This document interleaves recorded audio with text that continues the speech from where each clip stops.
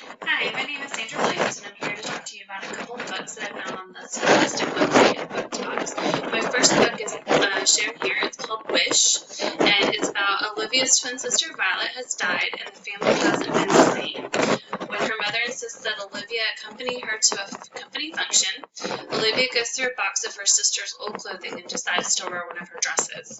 The dress had a large tear in it, so Olivia took it to the first tailoring shop that she could find. When the seamstress accidentally returns or delivers the wrong dress to Olivia, she has no choice but to wear that one to the party. While riding home that night from the party, Olivia begins to cry and wishes that her sister were back in her life. Well, imagine Olivia's surprise when she wakes up the next morning to discover her sister sitting in her windowsill. How is this possible? How could her wish have come true?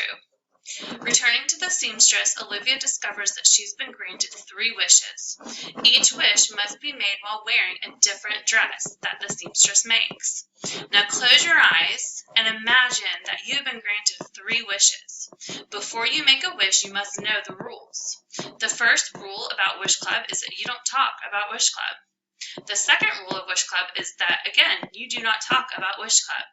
You can also not wish for something global like world peace. You can't wish for additional wishes or the same wish twice. Olivia has 2 remaining wishes. What will she wish for?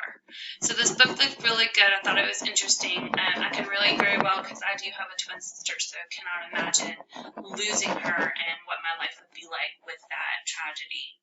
Another book that I found that was similar thematic is Sassy. Little Sister is Not My Name, so again it has that sister connection. So this one is magical things happen when Sassy Sanford opens her sparkly purple patchwork Sassy sack.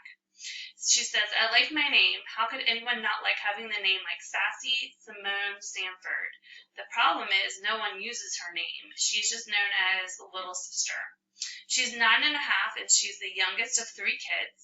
She's the shortest person in 4th grade and doesn't weigh very much, so she's very skinny. Sometimes she sometimes she feels too small, and her family doesn't even see her, so she's feeling a little bit invisible. So at least she gets to carry her purse that her Grammy made her. She calls it her Sassy sack, and keeps a million things in it, maybe 2. So it a little bit reminds me of the Mary Poppins bag. It's purple and silver and magenta and has pockets on the outside zipper and buttons and lots of hidden pockets inside. Grammy puts all kinds of sparkly things on it, and when the sun hits it, it glitters just right.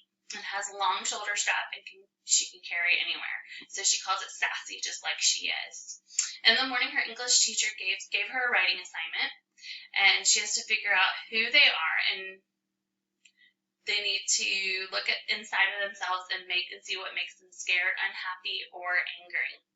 She decides to write about how tough it is to be the smallest all the time. When she tells her teacher what she's going to write about, she says you don't always be the smallest, because sometimes being small can be a good thing. Grown-ups always say that, but she knows that it's not true. How could she ever like being little? But at least she gets to have her Sassy sack. So I thought this was a good comparison to the Wishes story with the sister bonding and her being the little sister. I hope you enjoyed my talk. Thanks.